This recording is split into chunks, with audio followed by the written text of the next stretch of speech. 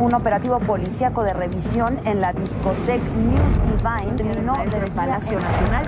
Presentó la Alianza por la Calidad de la Fue Educación. secuestrado un joven de 14 años. Que hoy se cumple un año del secuestro de su tener madres. Si no pueden, renuncien. Fue ejecutado el número 1 de la policía. El mundo está lleno de libertad. Desde cuentas entre narcotráfico. Compañeros caídos en cubiertos víctimas de Morelia puede ser el punto de la historia. Unos minutos, una avioneta se estrelló En ruta y en el Valle de México. El acontecimiento del 4 de noviembre se esclareció. De baja alias Raúl Reyes, miembro del Muevan 10 batallones hacia la frontera con Montenegro. Un día de pánico financiero. robado en lo general y en lo particular de la ley de petróleos mexicanos.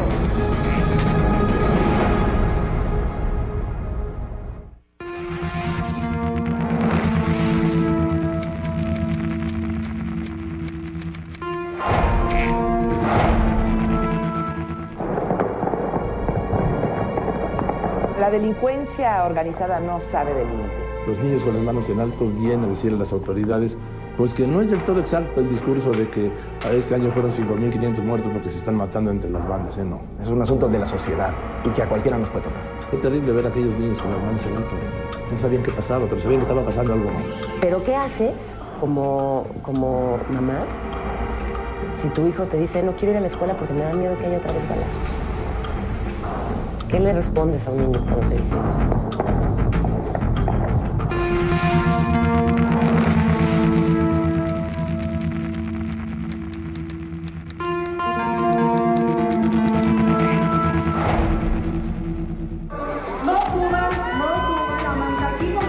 Una estrategia legislativa que muestra un profundo autoritarismo.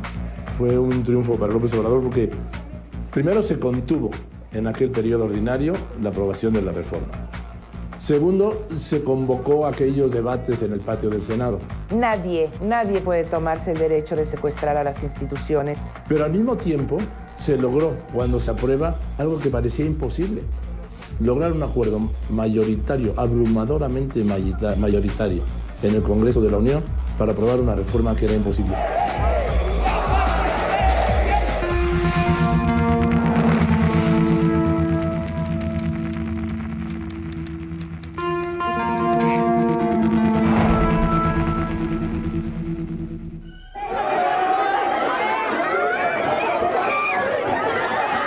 Vuelvo a ver estas imágenes y parecen una película de terror. Un operativo en donde se buscaba, insisto, la seguridad, acabó con 12 muertes, la mayoría menores. Al exterior, la torpeza, la falta de coordinación, de comunicación, y al interior pues un infierno, ¿no? Sin aire, sin espacio, sin vida. Fue error tras error, tras error, tras error, que absolutamente estuvo todo mal. Nuestros cuerpos de seguridad pública no cuentan con la capacitación necesaria. O no se entiende por qué se hace un operativo de esta naturaleza como si fueran tras los narcotraficantes más peligrosos o los criminales más peligrosos de que se tenga noticia, ¿no?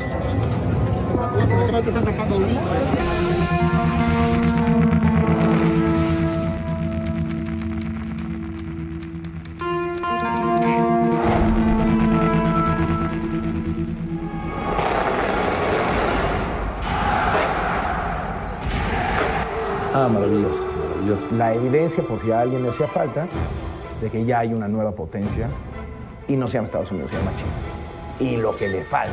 Pero también con todos aquellos fuegos nos distrajeron o quisieron ocultar algo de lo que está pendiente China, que es las libertades, el respeto a los derechos humanos. Fue una muestra de planeación, orden y tecnología de la mayor economía emergente. Esto nada más fue su tarjeta de presentación. Luego viene la carnita.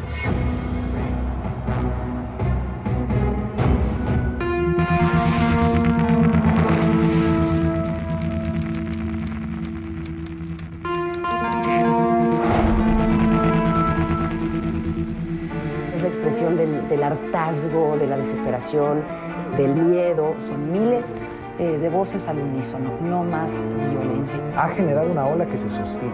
Ha sido una marcha que no fue de bote pronto, que no fue un toque, que no solamente fue un calambre, que ha tenido consecuencias que se mantienen en la opinión pública. Ya es un triunfo.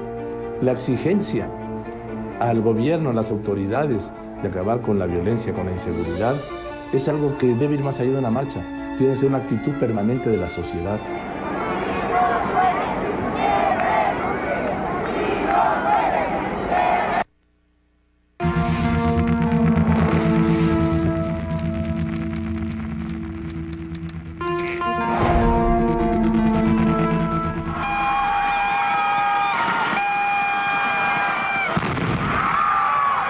Estrategia, yo estoy convencido que el gobierno tuvo que cambiar la suya.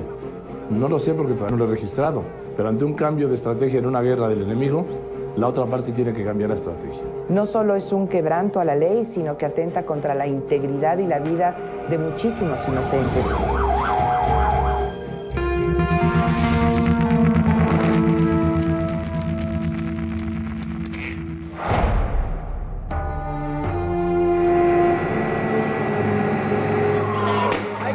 Un día horrible.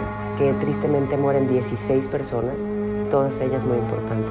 Por un lado y al otro lado, en los Estados Unidos y en buena parte del mundo también, celebrando por lo que significaba históricamente el triunfo de Barack Obama con los fuegos artificiales, este triunfo, y en México los fuegos del infierno de esta tragedia de enormes dimensiones. La boca seca. Inesperado. A Morillo finalmente lo mató la corrupción. Hoy que ya sabemos cómo se contrató a los pilotos y a la compañía que operaba esos vuelos, nos deja ver que la corrupción no solamente daña de manera grave al Estado, sino que también en ocasiones mata. Es una enorme consternación por causas que todavía no acabo de entender bien. Causó dolor en familias que incluso ni conocían a Morillo.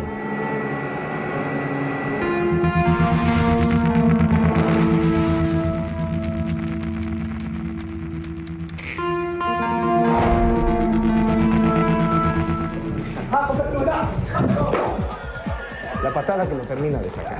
El lanzador, no sé por qué están penando los Yankees y los Mets ahora por un lanzador, cuando este de Bagdad tiró los dos zapatos en medio del plato, a la cabeza.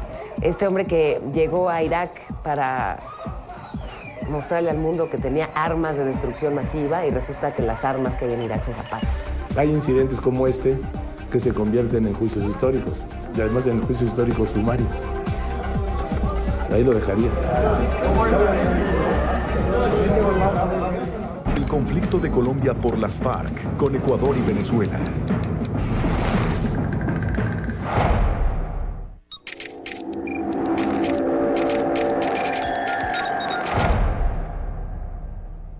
Si apelamos al derecho internacional, la incursión de tropas colombianas a territorio ecuatoriano fue una violación a su territorio.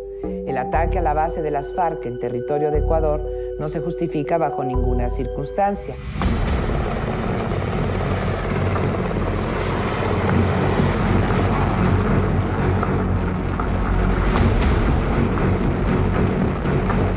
Vientos de guerra en Sudamérica. Ecuador y Venezuela movilizaron miles de soldados a sus fronteras con Colombia. Ambos países acusan al gobierno de Colombia de invadir territorio de Ecuador para bombardear un campamento de la guerrilla de las FARC instalado en la selva que hace frontera con Ecuador. En este bombardeo murió el segundo guerrillero más importante de las FARC, Raúl Reyes, y 18 rebeldes más.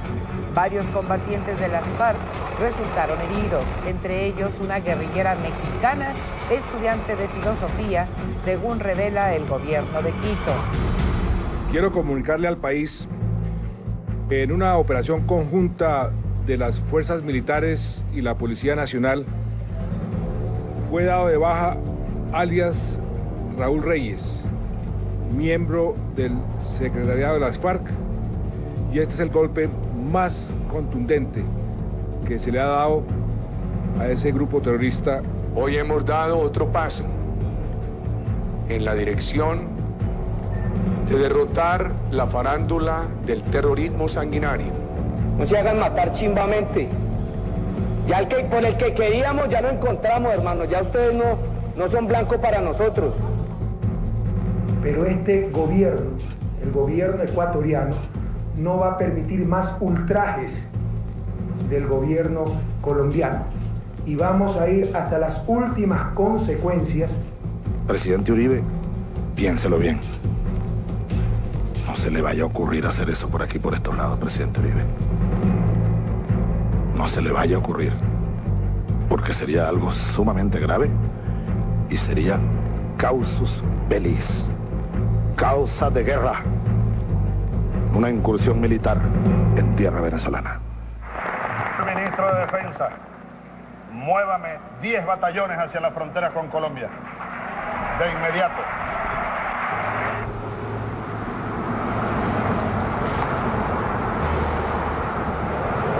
El gobierno de la República de Colombia desea presentar al ilustrado gobierno de la República del Ecuador sus excusas por la acción que se vio obligado a adelantar en la zona de frontera, consistente en el ingreso de helicópteros colombianos con personal de las Fuerzas Armadas a territorio ecuatoriano. La Presidencia de la República informó en un comunicado que el presidente Felipe Calderón conversó telefónicamente con los presidentes de Ecuador y Colombia. De Rafael Correa y Álvaro Uribe recibió los detalles del conflicto y ofreció su mediación. Centenares de soldados fuertemente armados con equipos de combate eran transportados en una operación hormiga a la zona de selva más inhóspitas del territorio ecuatoriano a lo largo del río San Miguel, que lo separa de Colombia. La orden del presidente Rafael Correa fue terminante y categórica: militarizar toda la frontera.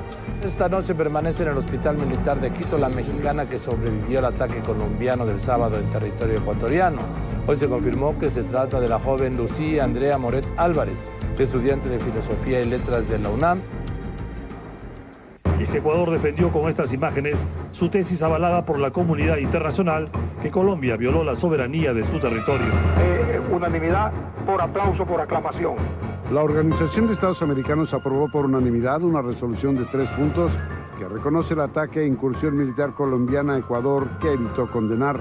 No sabemos la razón por qué estaban esos mexicanos ahí. Vamos a ver con las autoridades mexicanas. Lo que todos quisiéramos aquí es que esta reunión termine con un abrazo, dándonos la mano los presidentes de Venezuela, de Colombia y de Ecuador, conjuntamente con sus colegas latinoamericanos.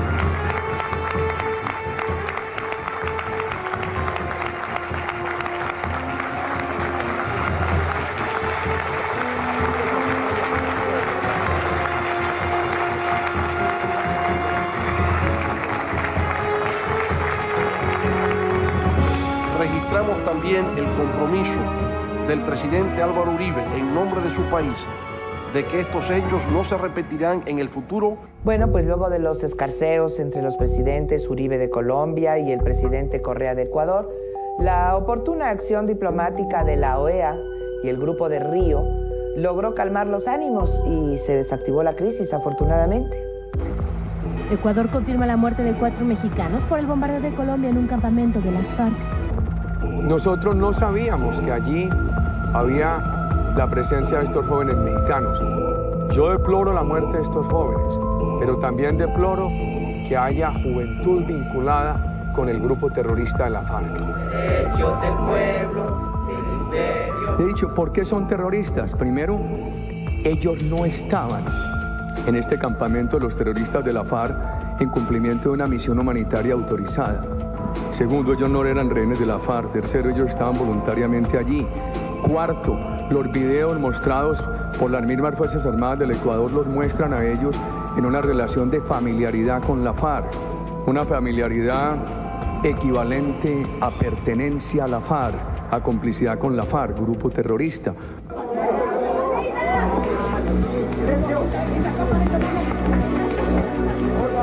Por fin de regreso a esta que es mi patria y a la cual tengo absoluto derecho de estar, de permanecer, de conservar mi vida y mi libertad. No tengo nada en mi contra, no tengo ninguna orden de aprehensión.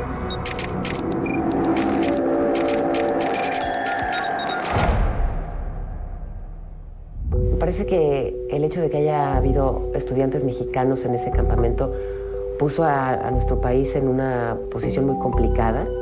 México tuvo que ser muy cauteloso. Hoy por hoy no nos explicamos qué hacían ahí esos estudiantes. Hay una sobreviviente, Lucía Moret, que estuvo asilada en Nicaragua, que ya ha regresado a México, pero que es requerida por las autoridades colombianas y ecuatorianas. Y bueno, para muchos las explicaciones que ha dado esta joven no son suficientes, sobre todo para quienes consideramos que es imposible actualmente simpatizar con las FARC. La Alianza por la Educación y el conflicto magisterial.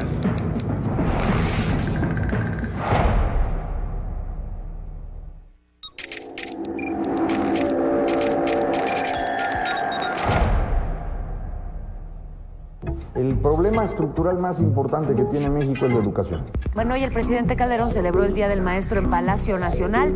Presentó la Alianza por la Calidad de la Educación. Una invitación fraterna a la participación de autoridades estatales, padres de familia, académicos y representantes de los sectores social y productivo para impulsar juntos el cambio educativo que necesita el país.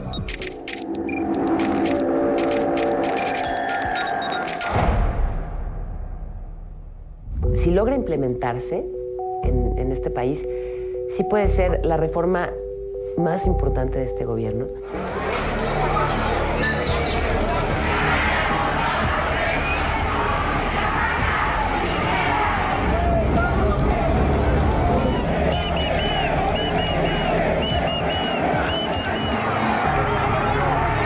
Consiste esencialmente en medir a los profesores por su desempeño. A partir de ahora, el otorgamiento de nuevas plazas y la ocupación de las vacantes definitivas se realizarán mediante concursos nacionales públicos.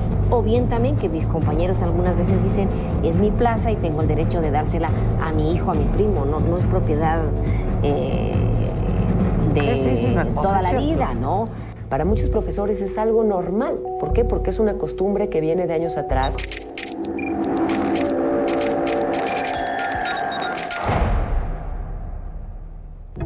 Evidentemente todos esos intereses, todos esos maestros que heredaban sus plazas o que las vendían, pues están en contra de que les hayan quitado ese privilegio y de ahí que se haya generado un problema político. La parte disidente del Sindicato de Maestros, la Coordinadora Nacional de Trabajadores de la Educación, anunció que a partir del lunes sus integrantes van a iniciar paros escalonados en todo el país.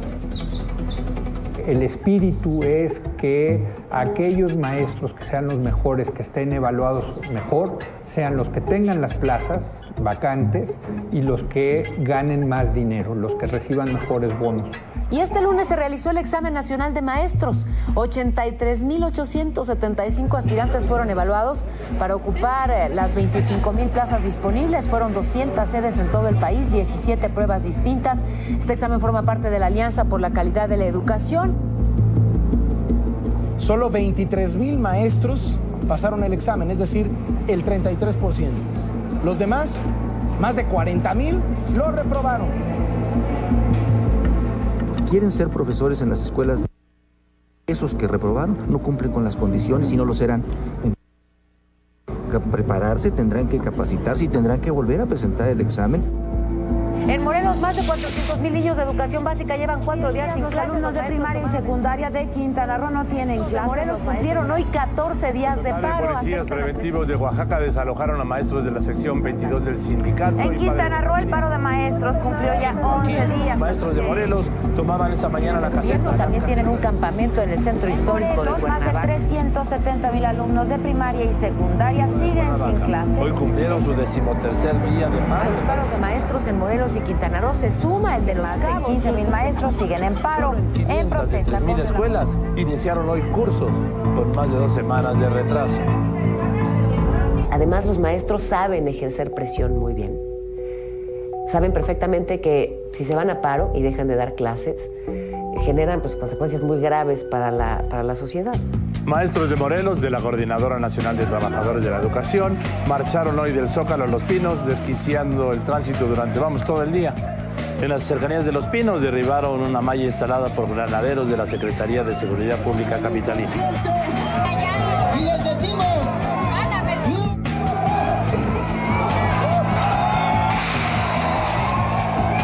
Y bueno, pues tristemente ya vemos cómo en muchos estados la implementación de la Alianza por la Calidad de la Educación pues se ha pospuesto, ¿no? Los estados en donde esto no se pueda avanzar adecuadamente será una oportunidad perdida. Buscando soluciones a través del diálogo, finalmente ayer los maestros de Morelos tomaron una decisión responsable y anunciaron el regreso a clases, con lo que miles de niños y jóvenes tienen de nuevo la oportunidad de estudiar y salir adelante.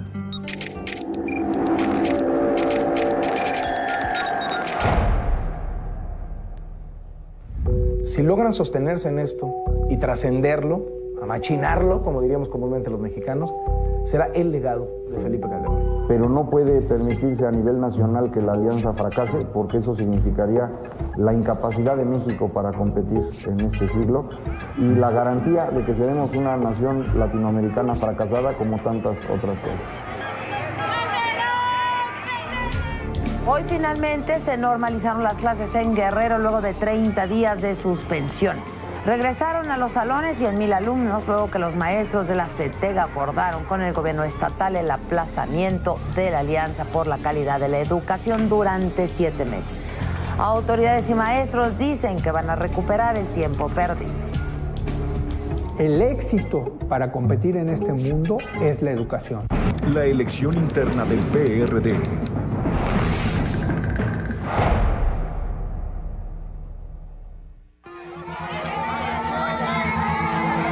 Acarreando a votar a gente. Pues son las gentes que manda López Obrador, ¿no? Es el mejor de la crisis. Jesús Ortega no ganó la elección, no va a ser presidente nacional del PRD, por lo menos no en esta ocasión. ¡Jesús, amigo! ¡Gerardo está contigo! Hubo un llamado respetuoso a Alejandro.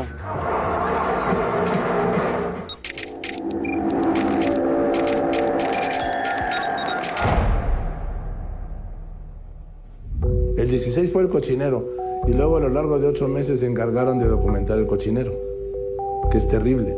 Es terrible que un partido político no pueda llevar su propio proceso electoral interno. Es terrible para un partido político que no pueda contar sus votos. Es terrible para una democracia que este caso, como la mayoría de las elecciones, de los procesos electorales en México, se ha decidido no por los ciudadanos, sino por el Poder Judicial a través del Tribunal Electoral. Esto retrata un partido, pero también retrata una democracia.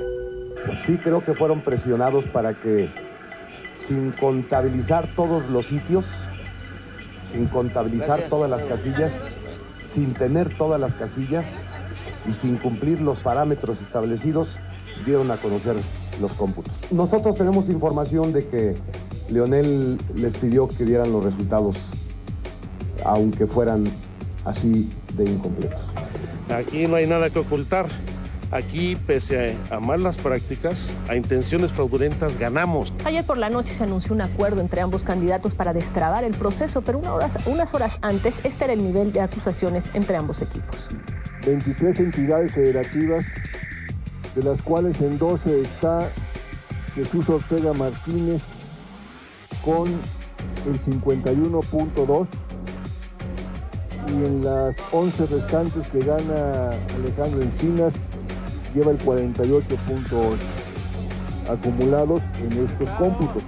O Graco Ramírez no sabe sumar o miente, porque ahí están los cómputos públicos de los 24 estados y nada más hay que sumar para ver que ellos van perdiendo. Gerardo es muy bueno para decir mentiras completas y verdades a medias, y le reconozco que es hábil para decirlas.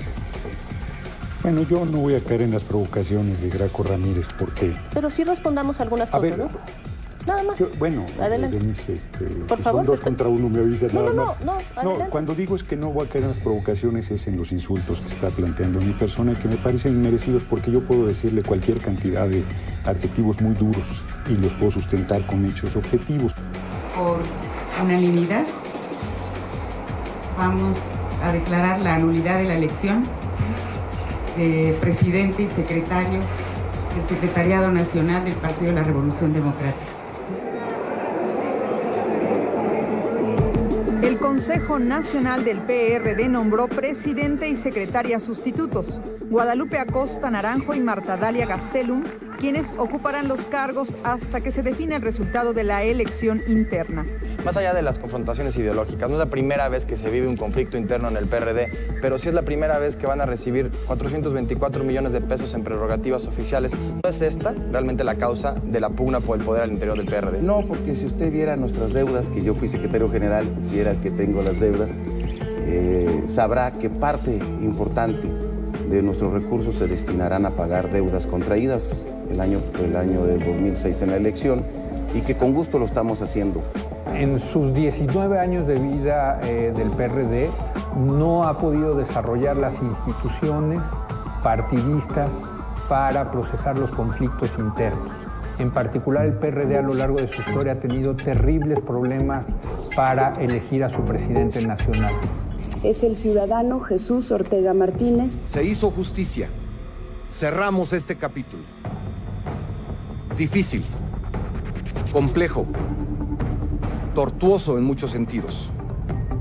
Y a partir de ahora, yo doy los pasos firmes para lograr la reconciliación y la unidad en el PRD. Pues que es un fallo inapelable, es lo único que le puedo decir. Es un fallo inapelable.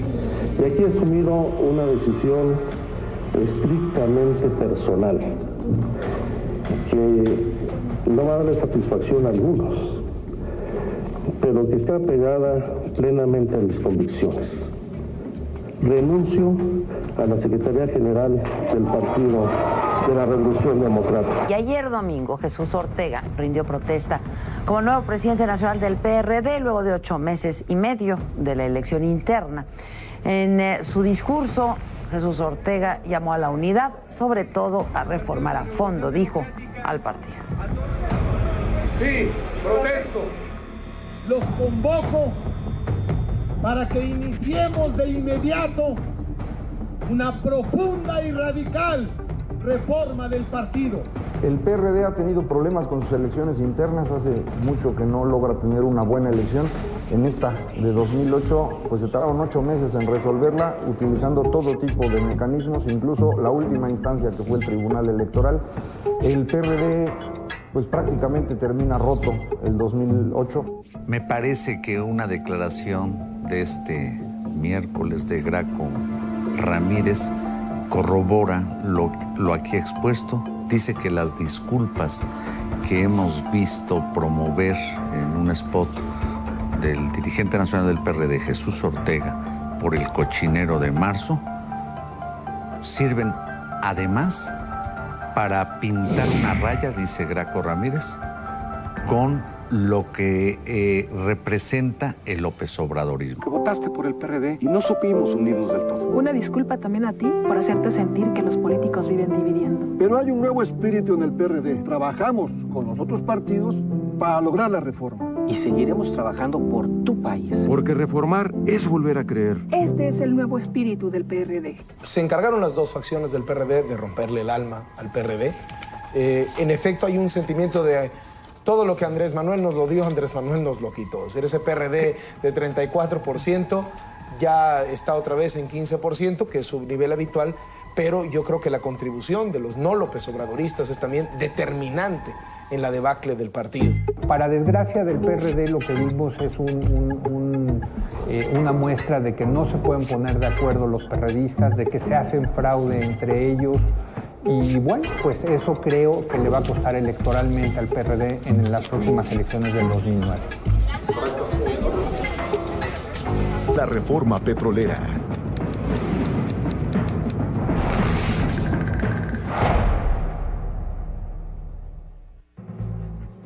Aprobado en lo general y en lo particular el proyecto de decreto que expide la Ley de Petróleos Mexicanos. Pasa al Ejecutivo para los efectos constitucionales.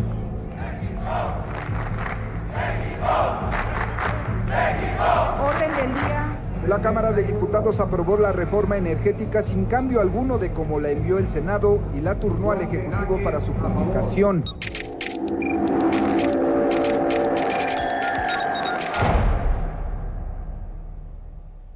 Bueno, comienza cuando el presidente Calderón envía la iniciativa. al Congreso en el periodo de primavera del legislativo. Y yo creo que recurrió a un recurso legislativo parlamentario en donde un jefe de gobierno manda una iniciativa que tiene aspectos que le puede morder la oposición, porque lo que se busca es sacar una reforma. No permitiremos ninguna reforma que implique entregar el petróleo a extranjeros. Va en serio que si intenta la privatización de Pemex, habrá movilización nacional. Ahí está nuestro tesoro y debemos llegar a él. Esto significa nuevos y enormes retos que otros países alrededor del mundo ya están enfrentando con éxito. Nosotros también debemos ir en busca de nuestro tesoro. Y para eso tenemos que descender a profundidades a las que nunca antes hemos llegado. El día de hoy estamos aquí reunidos para presentar formalmente a la opinión pública el diagnóstico de la situación en la que se encuentra Pemex. En esencia, todo lo que signifique entregar o compartir la renta petrolera con particulares, nacionales o extranjeros es privatización y por eso no lo vamos a permitir.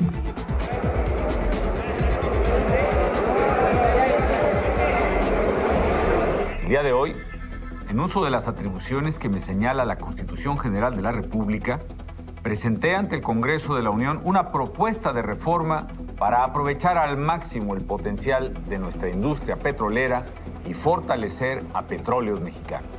En primer lugar, quiero dejar muy en claro que el petróleo es y seguirá siendo exclusivamente de los mexicanos. Pemex no se privatiza.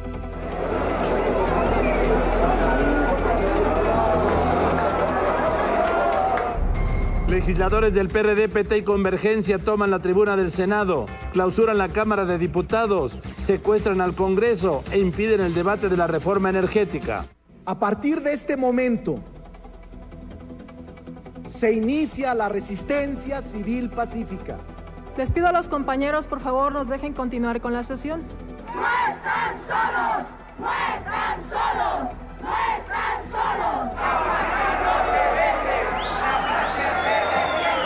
Compañeros diputados, si no quitan esta manta a los diputados que están aquí, no vamos a dar el conteo final de este dictamen. Vamos a dar por concluida la sesión en este momento. El cerco al Congreso de la Unión por parte del Frente Amplio Progresista es un acto vergonzoso, cobarde y antidemocrático. No nos engañemos, es un acto gravísimo, un intento, el primero, de secuestrar a nuestra democracia. Vendrán otros. Andrés Manuel López Obrador declaró que había que mandar al diablo las instituciones. Ahora lo comienza a cumplir. Dice que es un hombre de paz, pero, como ha dicho Muñoz Ledo, su propósito es reventar el sistema. El bloqueo del Congreso es más irresponsable aún, porque ocurre en el instante en que las fuerzas políticas se ponían de acuerdo sobre los necesarios debates que deben llevarse a cabo para discutir la reforma energética. Los debates son imprescindibles. A los mexicanos nos importa mucho entender bien el destino del petróleo, que es nuestro patrimonio. Pero si se impide al Congreso funcionar con normalidad, se pierde la posibilidad misma de los debates. Defendamos el uso público de la razón. Repudiemos los bloqueos, los secuestros y las clausuras. Defendamos nuestra democracia. Hemos decidido, los 6 grupos parlamentarios del Frente Amplio Progresista, dar por concluidas en esta etapa las acciones de resistencia civil pacífica en el Congreso de la Unión. Desocuparon la tribuna luego de que por unanimidad la Junta de Coordinación Política del Senado ordenó a la Comisión de Energía convocar de inmediato a la realización de los foros de debate sobre la reforma energética que se realizarán del 13 de mayo al 22 de julio. Liberan las tribunas del Congreso de la Unión después de 16 días de secuestro. La llave, un acuerdo en la Junta de Coordinación Política sobre el debate de la reforma energética. Hemos alcanzado un acuerdo más en circunstancia difícil en el Senado de la República. La población del Distrito Federal se ha expresado libremente en el sentido de que no debe aprobarse ninguna iniciativa que ponga en entredicho o modifique la propiedad de la nación sobre los hidrocarburos del país.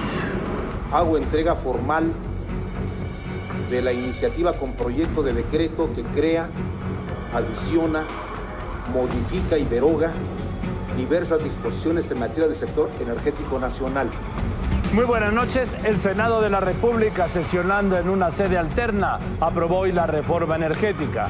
Los 7 dictámenes que conforman la reforma energética, llegaron esta noche a la Cámara de Diputados para la aprobación. Anunciaron la semana que viene.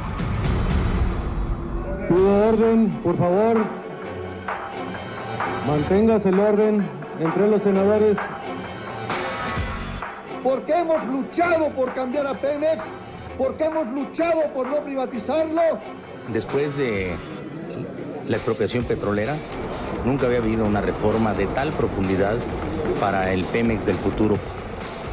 Fue enriquecida con iniciativas de los otros grupos parlamentarios, del PRI, del PRD, del Partido Verde Ecologista, del Partido Acción Nacional, y que se enriqueció también con una discusión amplia de foros en el Senado, y que llegamos también por consenso, además un amplio consenso a votarlas hoy, 7 dictámenes.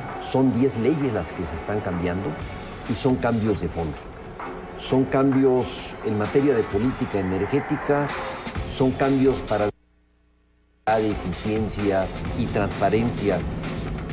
Parecía al principio, hace 5 meses, que esta reforma iba a fracturar al Senado, iba a fracturar al Congreso, pero no solamente eso, iba a fracturar al país.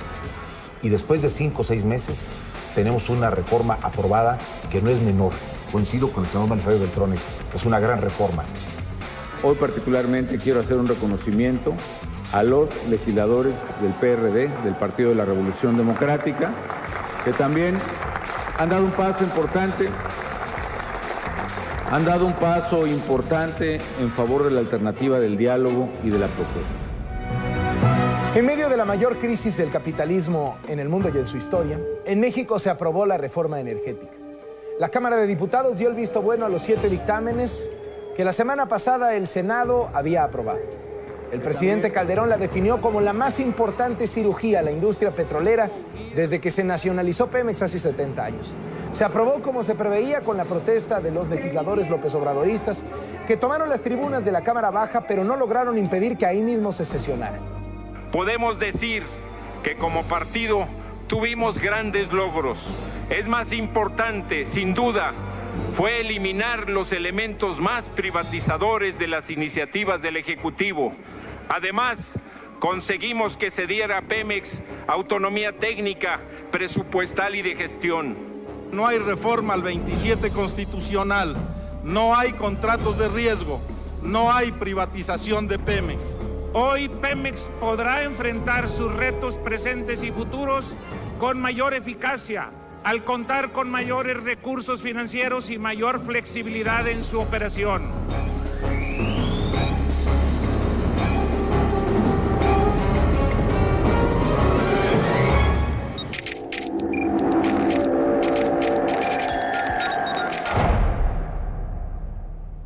La reforma energética comenzó como reforma energética, se degradó a reforma petrolera y acabó en realidad como una reforma a Pemex. Se generaron muchas expectativas y acabó siendo una reforma muy chiquita.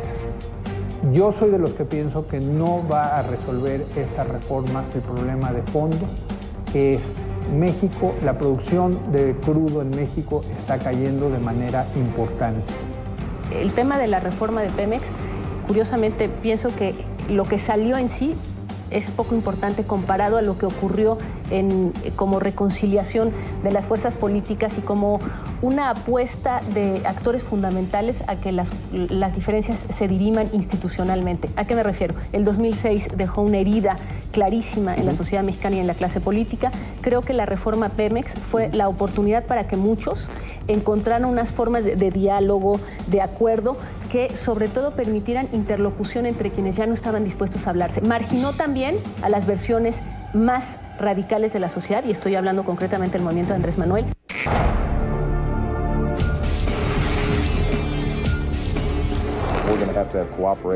Obama es un hito del primer presidente, no afroamericano, no, el primer presidente negro que llega a la Casa Blanca.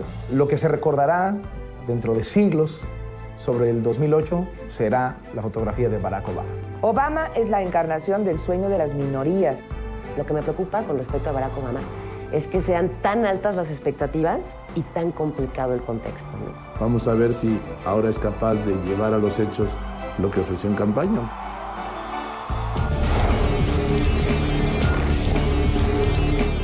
Pero el campeón del mundo, aquí lo tenemos, Michael Phelps en el carril número 6, todo listo. Mitad hombre y mitad pez. Es un superdotado, pero no solo lo físico, es un superdotado de voluntad. Solamente fue a darle más belleza de la que ya tenía el cubo de agua. Como todo récord tiene que traer su polémica. Y la pregunta ahí quedará si esa sexta medalla tocó el primero o tocó el otro primero. 8 medallas de oro. Es que 8 medallas de oro son prácticamente todas las medallas que ha conseguido México en todas las Olimpiadas. Y las consiguió un solo deportista en una sola Olimpiada. Me declaro su fan.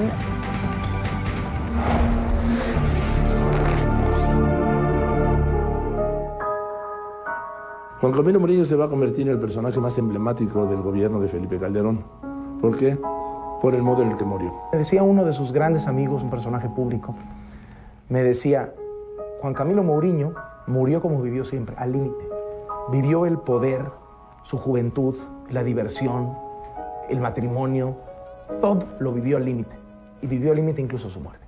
Fue un hombre que enfrentó grandes retos en circunstancias muy adversas, que tuvo detractores que lograron dañarlo, pero incluso esos detractores reconocieron su talento, al menos de manera implícita, y por eso señalaban su nacionalidad y no su falta de capacidad.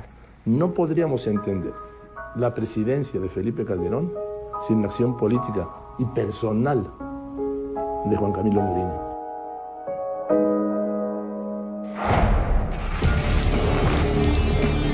Poco tiempo, un libro mío fue objeto de... Que sin él no podríamos entender lo que somos, lo que hacemos los mexicanos.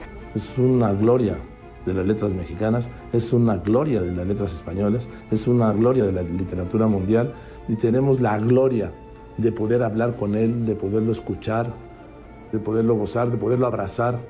Un personaje extraordinario, Carlos Fuentes. Algo ha de haber en los que nacieron hace 80 años, porque hace 80 años nacieron Carlos Fuentes y Mickey Mouse. Y en los dos parece que los años no han pasado.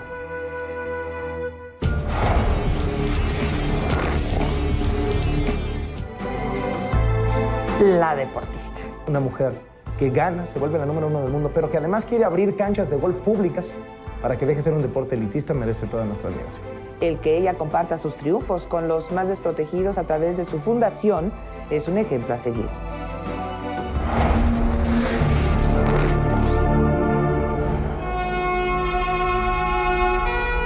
Yo no sé si son héroes o son villanos. Por ahora son una estadística preocupante. Estos hombres y mujeres caídos en el cumplimiento del deber son nuestros verdaderos héroes. Porque si esas muertes de estos agentes muertos, caídos en el cumplimiento de su deber no sirven para nada, pues qué muertes tan inútiles.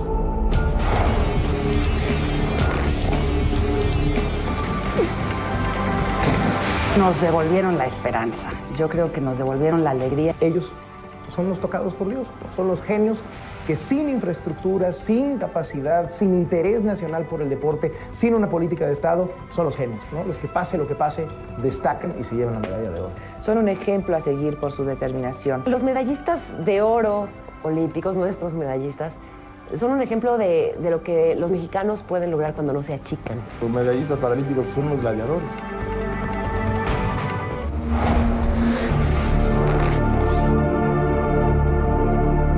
Renuncien. Fernando Martín y Silvia Vargas. 70 secuestrados más, que son los que se saben, y muchos más de los que quizá no sabemos y que están viviendo un dolor similar. Yo creo que las dos frases del año son, 1, si no pueden renuncien, y 2, eso es no tener nada, eso es no tener nada. Son dos casos muy emblemáticos de lo que estamos viviendo, padeciendo y de lo que somos víctimas en este país. Efectivamente son emblemáticos, pero estos dos secuestros por emblemáticos deben servir de aliciente, de trampolín, de lanzadera para atender y exigir a la autoridad que se ocupe de todos los demás secuestros. No solamente el secuestro, sino lo que ahora hacen los secuestradores, que es el asesinato. La elección presidencial en Estados Unidos.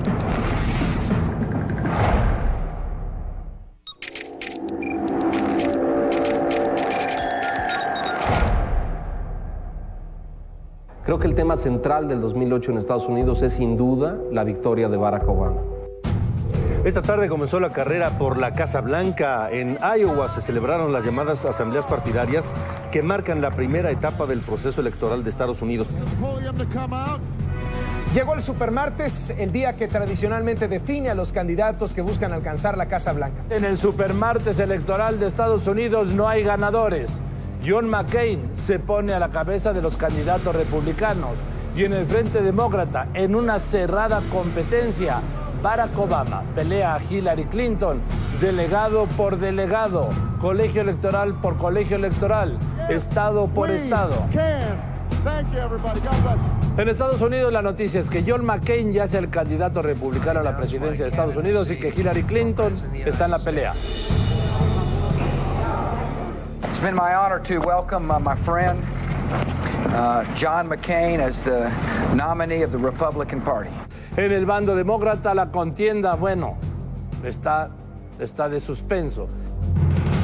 Hillary me parece que fue una extraordinaria candidata, competitiva, profesional. Por eso esa campaña entre los dos es tan competitiva.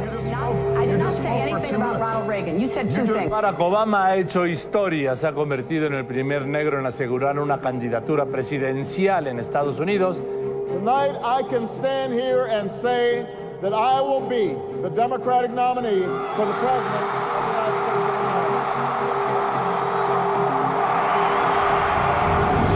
Representa eso que está y forma parte de los principios fundacionales de la Unión Americana, que es todos los sueños son posibles. It was a creed written into the founding documents that declared the destiny of a nation. Yes, we can. Yes, we can.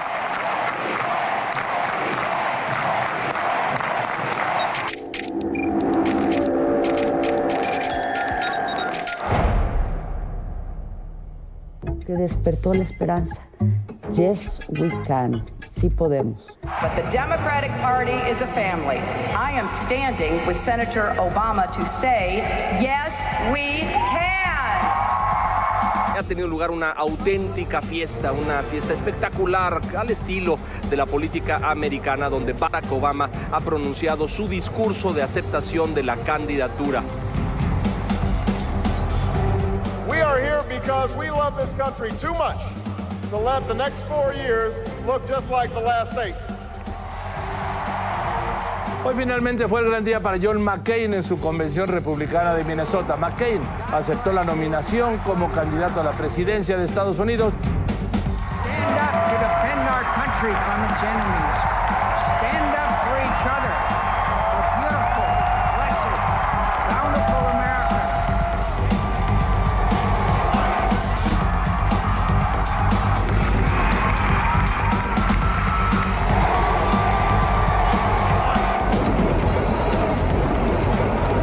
Los dos candidatos a la Casa Blanca tuvieron este fin de semana su primer debate. Se realiza el último debate entre los aspirantes a la presidencia de Estados Unidos. McCain salió con ventaja en este debate. Ganador al demócrata Barack Obama.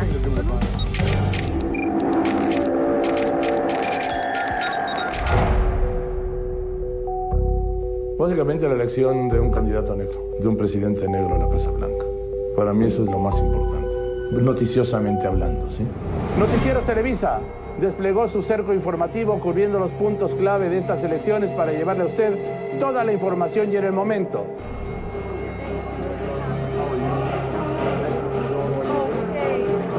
Estamos recibiendo en este momento imagen del voto justamente de Barack Obama y de su esposa Michelle. Esto es en una casilla allá en Chicago. Él es senador por Illinois, el estado donde se encuentra Chicago. Greed, excess, corruption, Wall Street are focusing on reducing costs. Governor and I are elected in 46 states.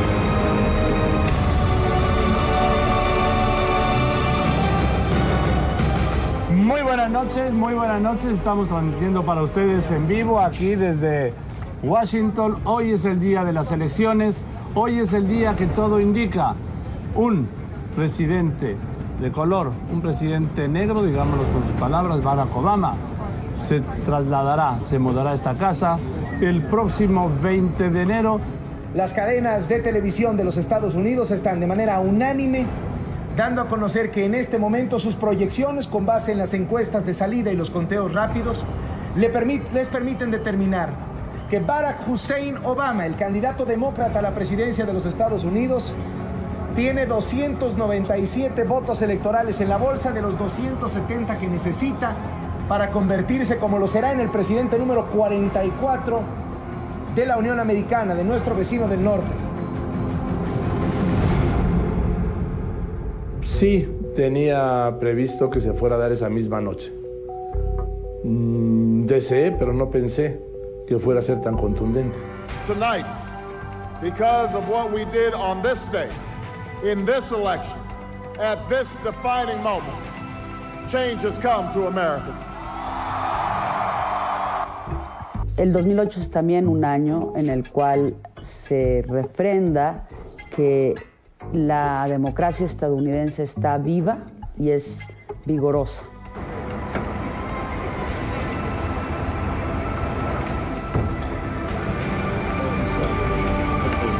El presidente George Bush y su esposa Laura recibieron hoy en la Casa Blanca a su sucesor Barack Obama.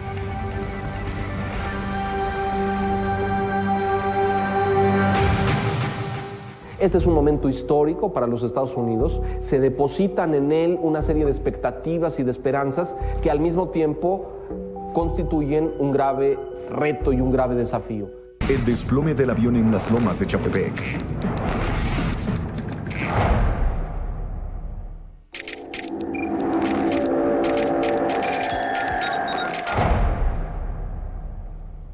Ya habíamos empezado la transmisión como cada 4 años. Eran las 6 de la tarde en México, las 7 en Washington.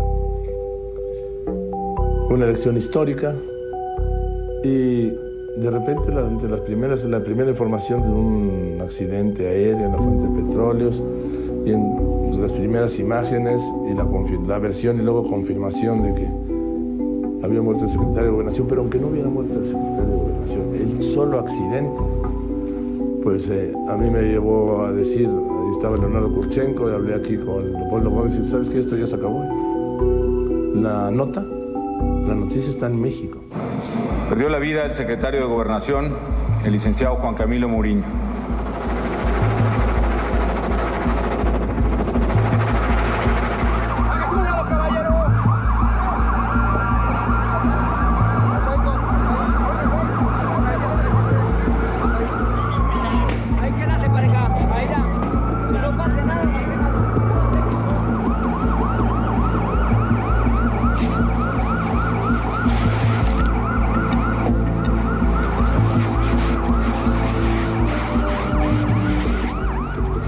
Hace unos minutos una avioneta se estrelló muy cerca de la fuente de petróleos en la zona de las lomas de Chapultepec de la Ciudad de México. ¡Déjame grabarlos! Por favor, por seguridad, vete para atrás. Por seguridad. Noticieros Televisa le puede confirmar, de acuerdo a 2 fuentes oficiales de primerísimo nivel, que el secretario de Gobernación, Juan Camilo Mourinho, venía a bordo de esa aeronave que se estrelló en la zona poniente de la Ciudad de México. Noticieros Televisa también está en posibilidad de confirmarle, de acuerdo a estas mismas 2 fuentes oficiales de altísimo nivel, que venía a bordo José Luis Santiago Vasconcelos.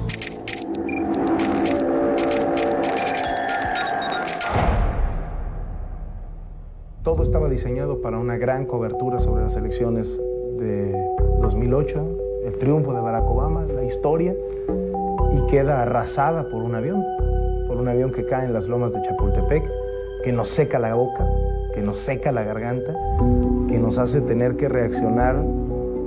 Son de esas noticias para las que te preparas toda la vida. Desde aquí quiero expresar mi más sentido pésame a los familiares de las víctimas, mi apoyo absoluto en estos momentos tan difíciles. El gobierno federal a mi cargo, en coordinación con las instancias competentes, realizará todas las investigaciones necesarias a fin de averiguar a fondo las causas que originaron esta tragedia.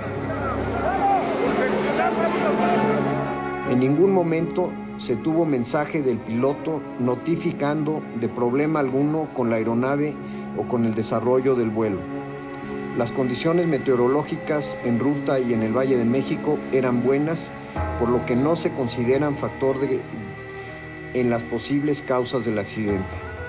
Víctor Mike Charlie, contacto Torre 18-1. Víctor Mike Charlie, ¿me escucha?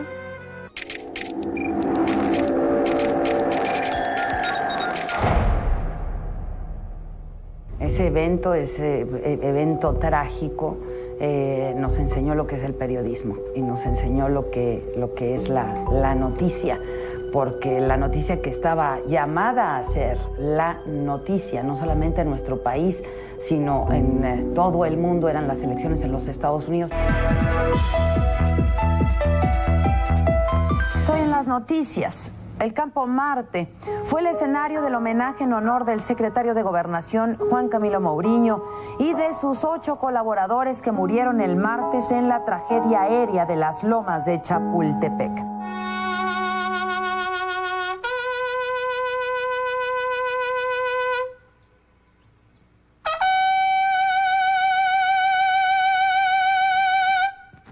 Hoy nos hemos reunido para rendir un sentido homenaje a varios servidores públicos mexicanos.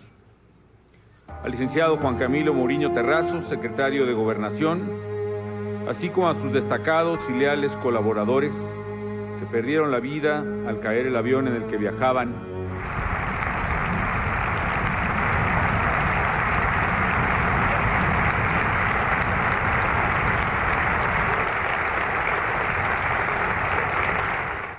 Que no se encontró ningún rastro de ANFO, dinamita, TNT, C4 y algún otro tipo de sustancias explosivas, por lo que podemos afirmar que el evento sucedido en esa fecha no tuvo explosión alguna previa al momento del accidente.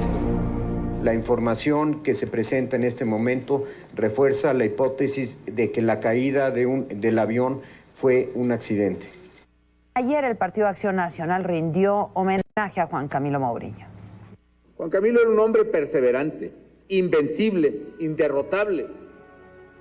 No lo podían detener en vida y tampoco lo detendrán en muerte.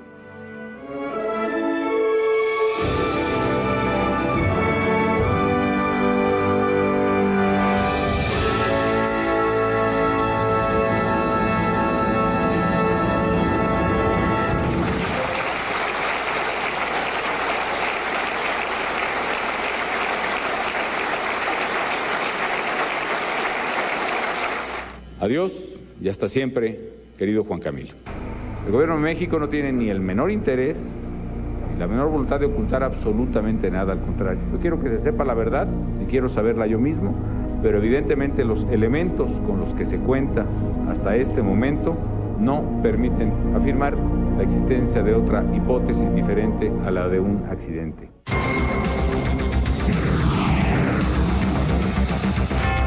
Hoy se dio a conocer el reporte del Learjet siniestrado el pasado 4 de noviembre, el martes de la semana pasada, en las inmediaciones de Anillo, Periférico y Paseo de la Reforma, al pie de las Lomas de Chapultepec. El informe, que descarta sabotaje, asegura que el Learjet de la Secretaría de Gobernación fue impactado por la turbulencia del avión que iba adelante al no respetar el Lear, la norma de seguridad de una distancia mínima. Se presentó una videograbación en la que se aprecia al avión oficial cayendo fuera de control y el resplandor a lo lejos del impacto en tierra. Lo último que se escucha en la cabina es cuando uno de los pilotos solo alcanza a decir Diosito, y después el silencio.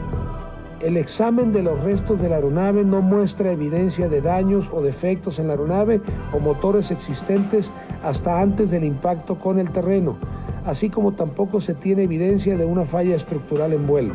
El avión entró a una turbulencia que sorprendió a los tripulantes y que el piloto volando atribuyó a la estela del avión que los precedía.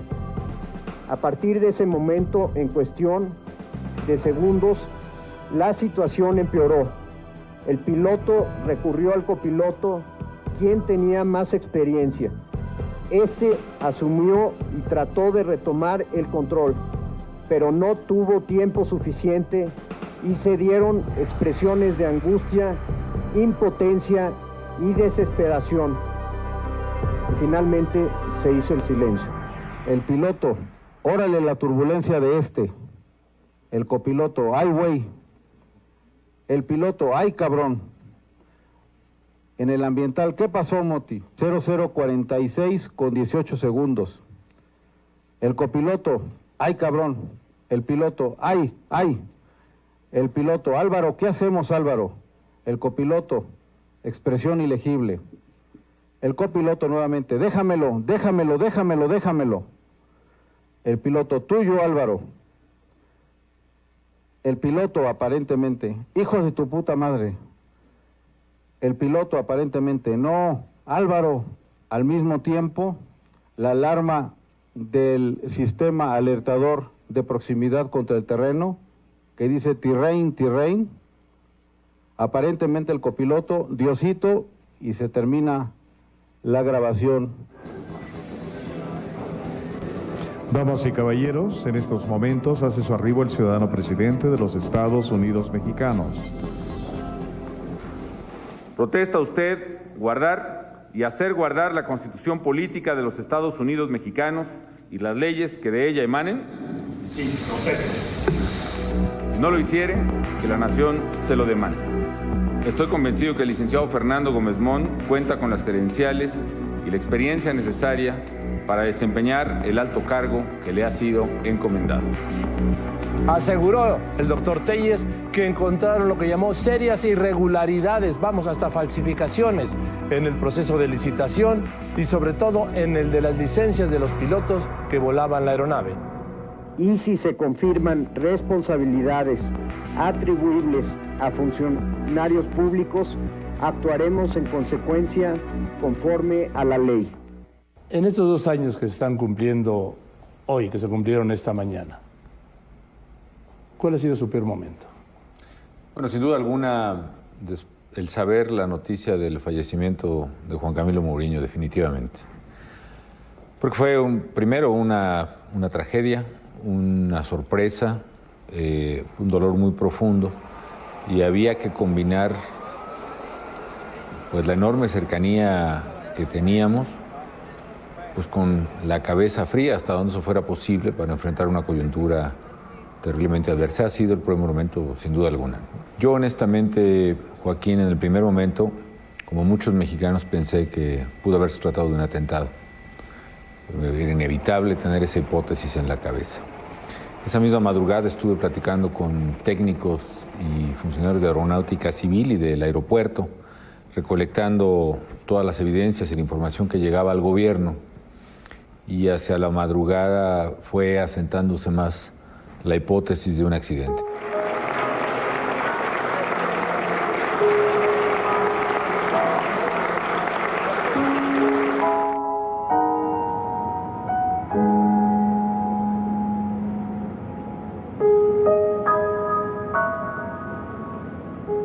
La crisis económica mundial.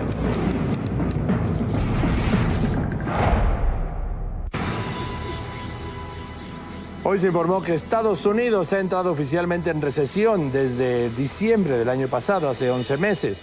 Eso lo dio a conocer la Oficina Nacional de Investigación Económica, considerada el árbitro de los ciclos económicos de Estados Unidos.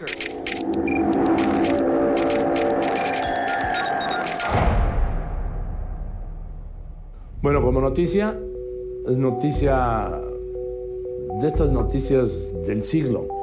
¿Por qué me refiero a que es una noticia del siglo? Porque es la peor crisis económica que se haya conocido. Esta crisis económica, la cual todavía desconocemos su dimensión y dónde está el fondo, se va a convertir en la noticia constante del año que viene. ¿Por qué? Porque va a empezar a afectar, como ha empezado ya, el empleo, el bolsillo, la mesa y el bienestar del hombre.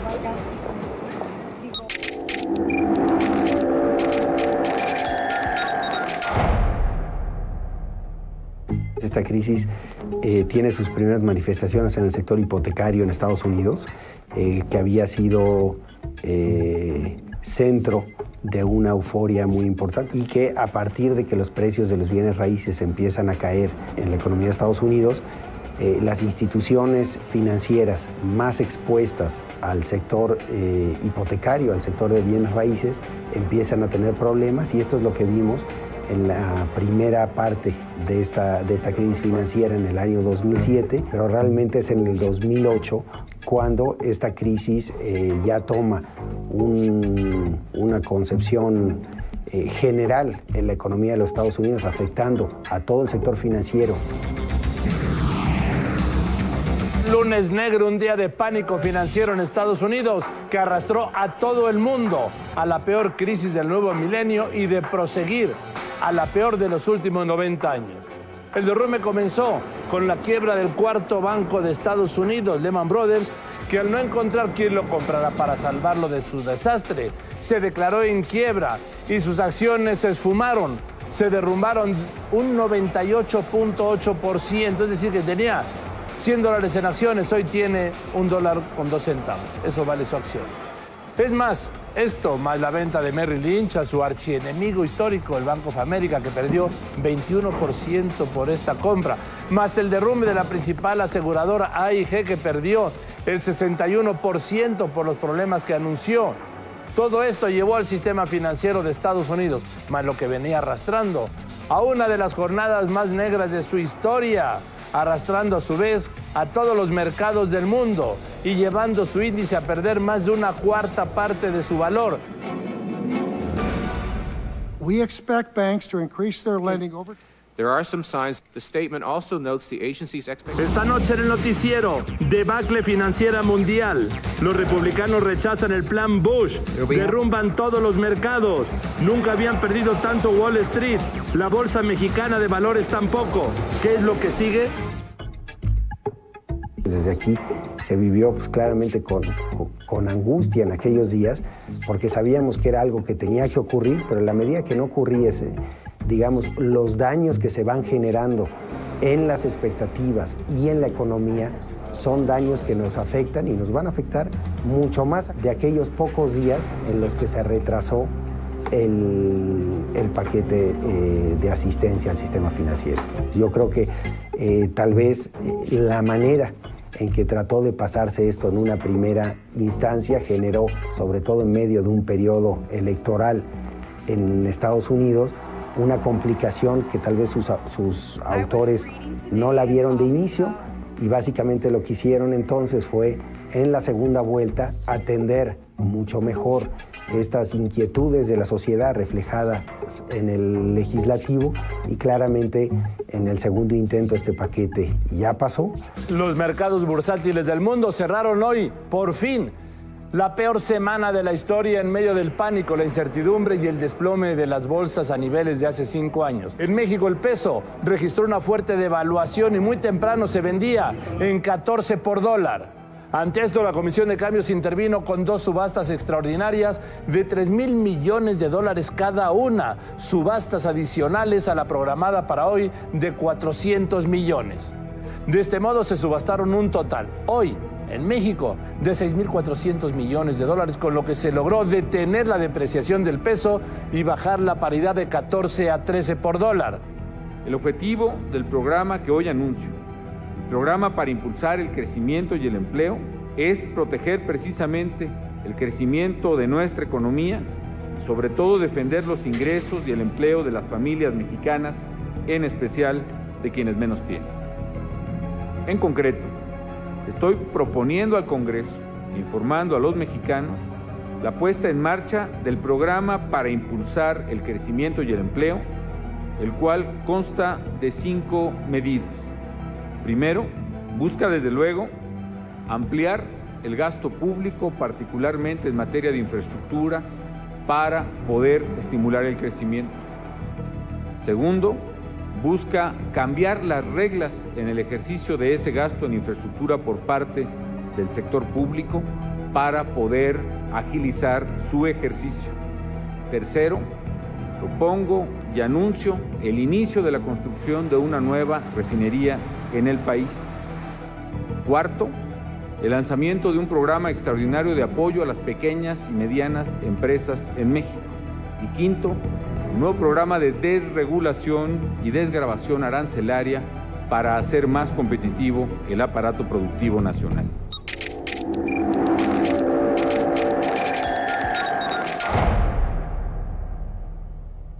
Yo he visto una reacción muy rápida, muy buena del gobierno mexicano. Aun cuando el diagnóstico inicial del gobierno fue un diagnóstico que se probó erróneo, le dijeron que era un catarrito y mira a dónde vamos, la reacción no se circunscribió al catarrito. ¿Ya pasó lo peor? Ahora que estemos en Washington veremos, ahí le vamos a medir el agua a los tamales. ¿Pero con qué idea llega usted a Washington? Vuela al rato, ¿no? Yo pienso que desde el punto de vista de la crisis financiera como tal, es decir, los problemas en el sistema financiero, ya bastante avanzado el proceso de digestión. Sin embargo, el impacto de esa crisis sobre el sector real de la economía todavía va a durar un tiempo. Are in an economy that has slowed down significantly. The American people know that, and I think the American people have known that for some time. Por estos señalamientos y la afirmación del presidente de la Reserva Federal, Ben Bernanke, de que la economía está sometida a una presión considerable, la mayoría de los mercados bursátiles se desplomó. En Wall Street el Dow Jones cayó 7.7%, el Nasdaq perdió 8.95% y la Bolsa Mexicana de Valores bajó 4.88%. En Bahía, Brasil, el presidente Felipe Calderón llamó a la integración de América Latina y el Caribe para enfrentar los estragos de la crisis financiera mundial. Primero, estamos en el borde ya de una recesión generalizada. Creo que es muy claro que los esfuerzos que se llevan haciendo en el país en los últimos 10 años por tener una baja inflación, finanzas públicas ordenadas, un sistema financiero sano, es, yo creo, un ejemplo muy claro de que todo esto ha funcionado, porque hoy por hoy, cuando vemos los principales mercados y economías del mundo atravesar por estos problemas, en nuestro país tenemos una situación financiera sana, estable, que nos va a permitir transitar de la mejor manera posible por esta fase de desaceleración del ciclo económico. La inseguridad y el combate al crimen organizado. Y voy ahora aquí muy cerca a la calle de Chapultepec, esquina con Florencia. Entiendo que hubo un accidente. ¿Qué es lo que pasa, Miguel Nila? ¿Qué tal? ¿Cómo estás, Paula? Muy buenas tardes. Nos encontramos exactamente en el número 346 de la avenida Chapultepec, casi esquina lo que es Florencia. A las 2:30 de la tarde explotó, hasta el momento se sabe, es un artefacto explosivo.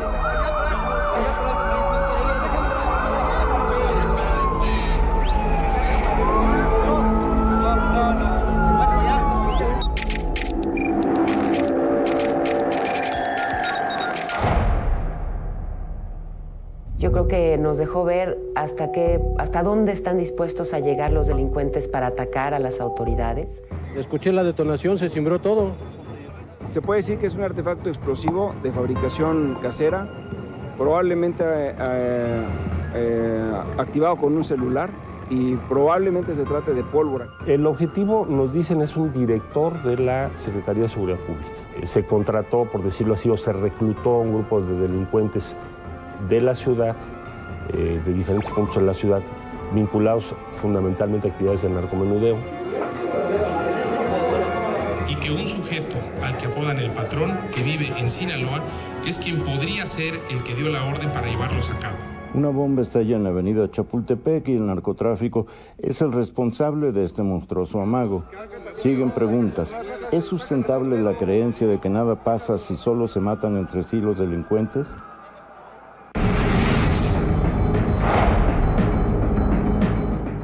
Día con día la Policía Federal va librando batallas y el objetivo es ganar la guerra. Véngase por acá, por favor. Véngase por acá. Cintia, ¿por acá? No, véngase. Hagan su lado, por favor. Señores, por favor. Esta madrugada fue ejecutado el número 1 de la Policía Federal, su comisionado, Edgar Eusebio Millán Gómez. Estamos de luto porque cada vez que la violencia y la delincuencia nos mata a un policía es como si nos matara un pedazo de nosotros mismos.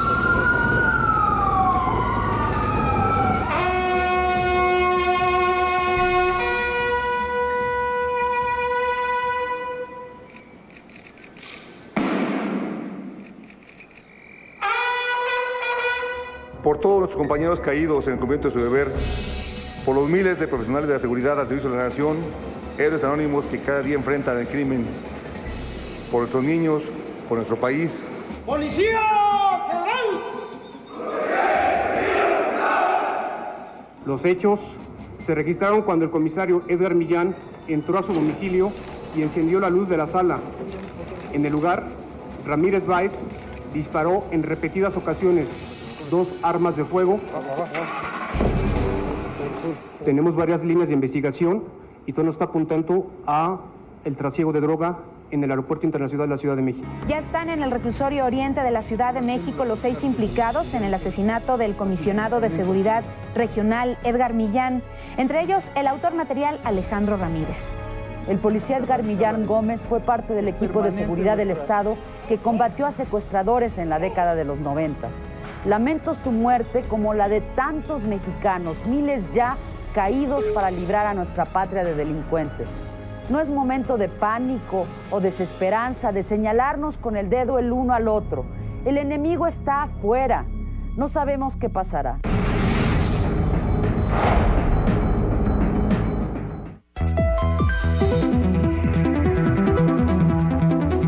Una tragedia esta tarde, un operativo policíaco de revisión en la discoteca News Divine, que está sobre la avenida Eduardo Molina, en la colonia Nueva Aztacualco, terminó, le decía, en una tragedia.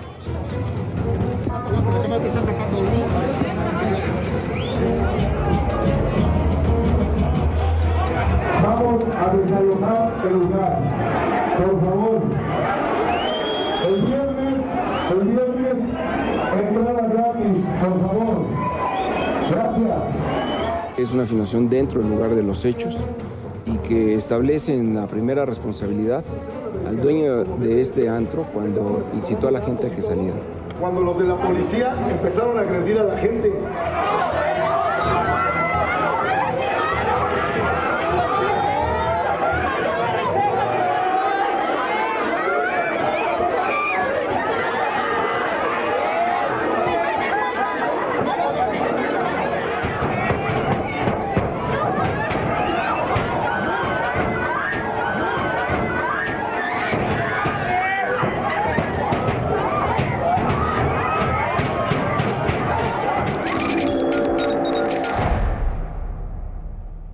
Pues vuelvo a ver estas imágenes y parecen de una película de terror y me parece inconcebible que algo así haya podido ocurrir.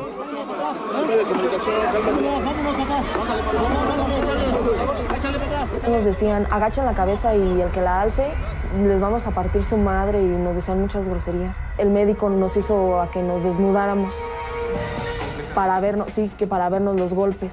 También se aprecia al licenciado Guillermo Sayas González caminando frente a la puerta de acceso sin dar la orden de permitir la salida a los jóvenes. La responsabilidad que por ahora el Ministerio Público imputará al licenciado Sayas será exclusivamente por los diversos delitos de homicidio acontecidos, que en total son 12.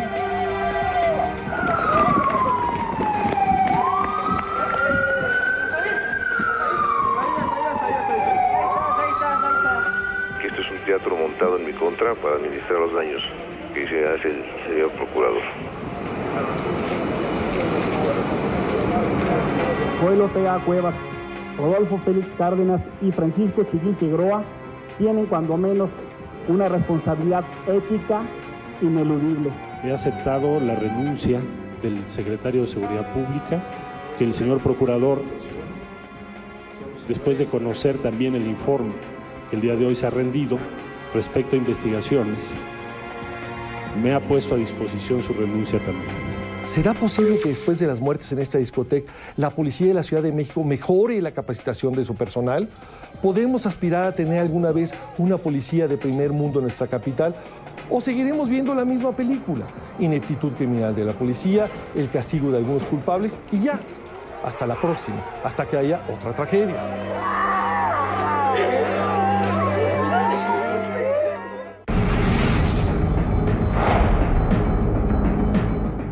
Hace más de 2 meses fue secuestrado un joven de 14 años, Fernando Martí, por una banda de desalmados.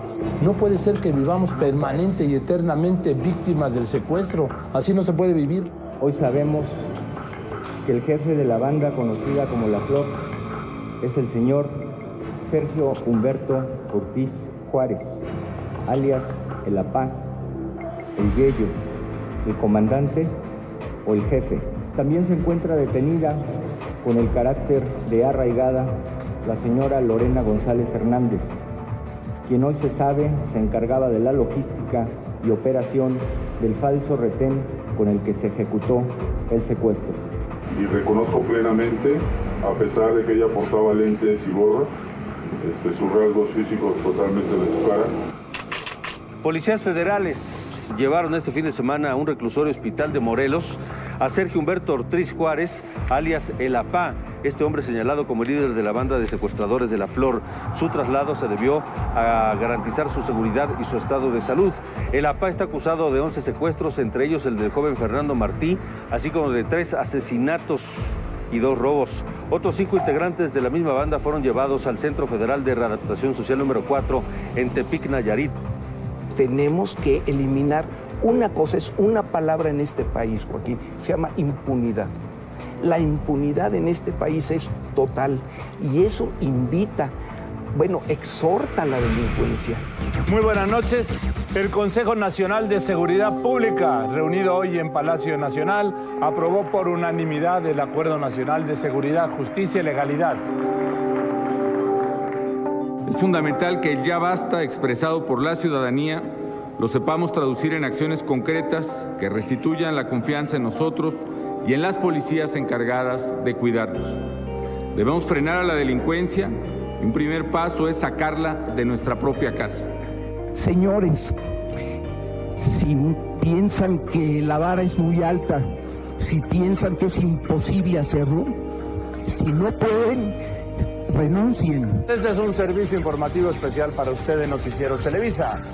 Esta noche, miles y miles, decenas de miles, centenares de miles de personas marchan rumbo al Zócalo de la Ciudad de México en esta marcha contra la inseguridad. Miren cómo está. Y si no está totalmente lleno, de la mitad para arriba de su pantalla, es por esto que están viendo. Hay 2 tapones. Quizá la mejor muestra de que esta marcha es una marcha ciudadana es que la gente no sabe marchar.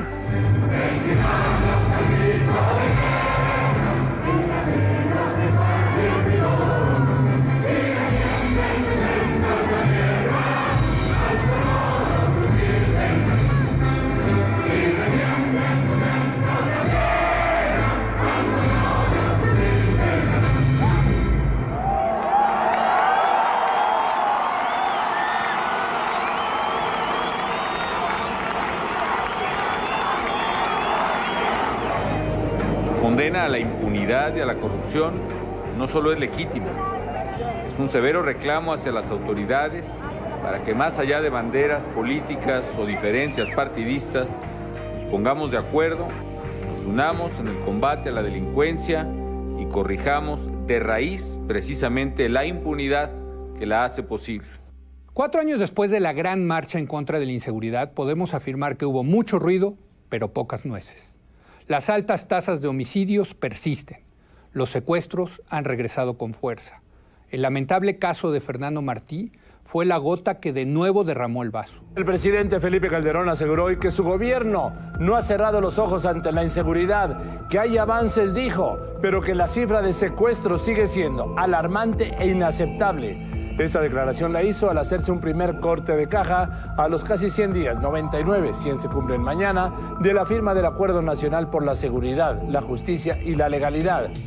Desde luego que falta mucho por hacer, Aún se sigue presentando una cifra alarmante, inaceptable e indignante de casos de secuestro. Las cosas no están mejor que la última vez que nos encontramos aquí. No podemos celebrar ningún avance cuando la gran mayoría de los mexicanos reclaman tranquilidad y seguridad en sus hogares, en las calles, en sus centros de trabajo, en el transporte público o privado que usan para desplazarse. El ex dirigente y entrenador deportivo Nelson Vargas y su esposa Silvia Escalera dieron hoy a conocer un mensaje al cumplirse un año del secuestro de su hija Silvia Vargas Escalera. Mientras muchos de ustedes se preguntarán, ¿por qué aparezco hasta ahora públicamente para hablar del secuestro de mi hija? Estoy aquí porque hoy se cumple un año del secuestro de mi hija y considero importante que la sociedad sepa que nos puede ayudar. Yo les digo a esas personas que se llevaron a Silvia, que tienen a Silvia, que estamos preparados para recibir la información. A las autoridades decirles que Silvia no es un caso perdido, que tiene vigencia. Muy buenas noches. Nelson Vargas dio una conferencia de prensa esta mañana en la que presentó avances hechos por él en la investigación del secuestro de su hija Silvia Vargas Escalera, del que hoy se cumple, de ese secuestro, 1 año, 2 meses y 16 días. Avances que el propio Nelson Vargas ha hecho, dijo, sin ayuda de la PGR ni de la Policía Federal, sino gracias a los medios de comunicación y a una denuncia ciudadana. Hoy sabemos que un ex chofer de mi familia, de nombre Óscar Ortiz González, pertenece a la organización delictiva denominada Los Rojos. Aquí está un oficio en el cual le hacemos ver a la autoridad de esta información. La propia autoridad nos ha dicho que no tenemos nada que nos lleve a encontrar a Silvia. Si esto es nada, un hombre que trabajó cerca de 2 años con nosotros y después sabemos que sus hermanos son de una banda que ya ha hecho secuestros, ¿eso es no tener nada? ¿Eso es no tener madre? Esta noche le tengo que dar a conocer que esta tarde se informó que Silvia Vargas Escalera está muerta. El anuncio lo hizo esta tarde la PGR y además lo confirmó la misma familia Vargas Escalera. Hoy, al cumplirse hoy 1 año, 3 meses y 1 día de su secuestro. La Procuraduría General de la República informó en un comunicado que los trabajos periciales efectuados a los restos encontrados en esta casa de la Jusco, asegurada el viernes, corresponden a los de la joven Silvia Vargas Escalera.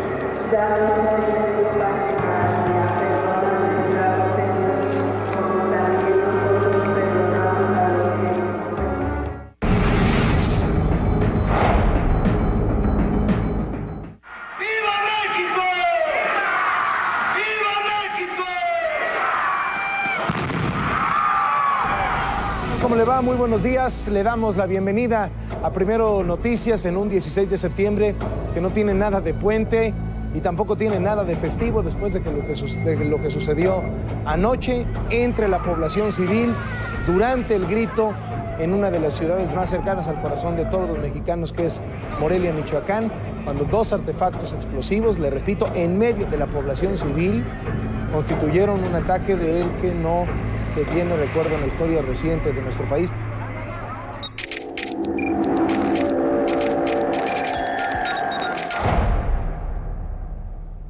Fue el primer acto terrorista en la historia de México. Está totalmente registrado y documentado. Es aventar una granada en contra de la población civil sin saber a quién va dirigida. Se atentó contra gentes inocentes, hay niños, familias que acudieron a divertirse sanamente al grito, como cada año se hace, y por lo tanto condenamos este cobarde atentado. En nombre de la República, demando a todos los mexicanos, sin excepción, en esta hora crítica, la unidad que México necesita. Que personal adscrito a la Subprocuraduría Especializada en Investigación en Delincuencia Organizada detuvo la tarde de ayer en la ciudad de Apatzingán, Michoacán, a 3 presuntos autores materiales de los hechos criminales cometidos en Morelia el 15 de septiembre pasado y señalaron en su deposición ministerial ser los autores materiales del lanzamiento de las granadas el día de los hechos. Para eso era más grande pasar de mentar y provocar al gobierno más que nada. Las víctimas de Morelia puede ser el punto de la inflexión de una guerra que el gobierno debe entender. Es el único que tiene la legitimidad de la fuerza para poder atacar no solo a los sicarios y chacales del otro bando, sino también a toda la red de corrupción y complicidades políticas que les acompañan y les han permitido llegar hasta aquí.